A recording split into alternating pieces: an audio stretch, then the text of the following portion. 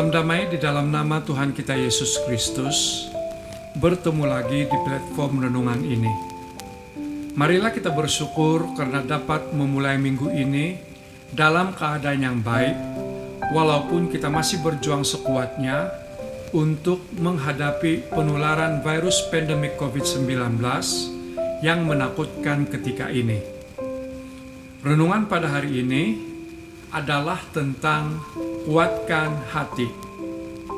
Teks Alkitab diambil dari Bilangan bab 13 ayat yang ke-31.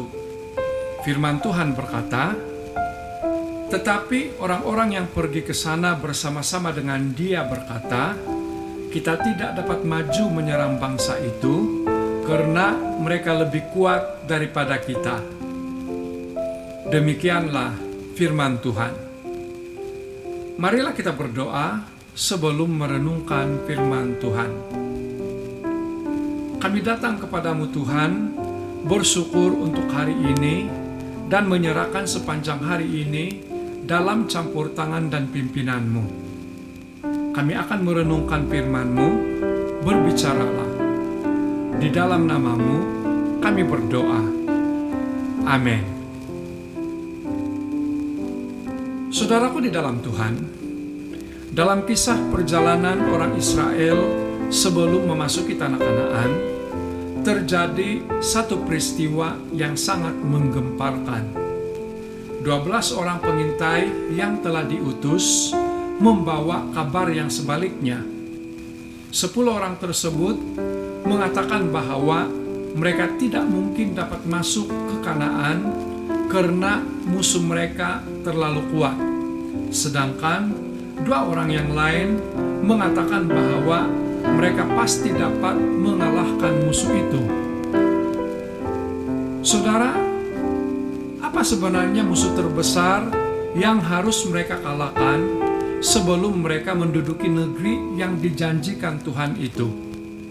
Sebenarnya, musuh mereka bukanlah orang-orang raksasa seperti orang Het, Amalek, atau Yebus yang telah mereka lihat. Musuh mereka sebenarnya adalah 10 orang pengintai yang telah memberitakan kabar buruk.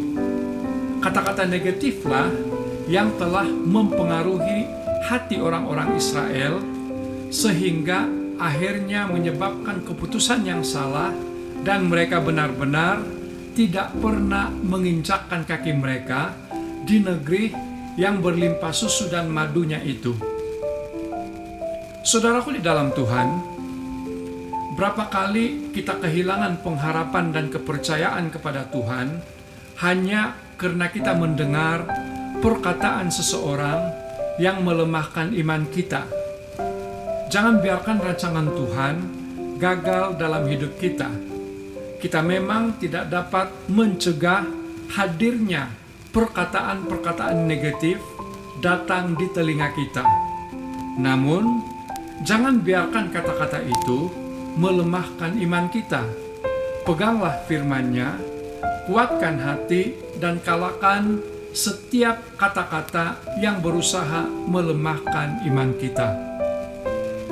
Kiranya diberkati. Marilah kita berdoa. Terima kasih Tuhan, karena Engkau sudah berfirman. Tanamkan di dalam setiap hati kami, agar firman-Mu akan menjadi penerang yang akan menerangi hidup kami untuk melakukan kehendak-Mu tanpa keraguan apalagi perasaan takut. Berkati keluarga, saudara, dan teman-teman kami. Dimanapun mereka berada, Engkau perhatikan dan Engkau berkati mereka. Di dalam nama-Mu kami berdoa. Amin. Saya percaya Roh Kudus akan menolong kita untuk memahami lagi perkongsian ini. Bertemu lagi di perkongsian yang berikutnya. Tuhan Yesus memberkati.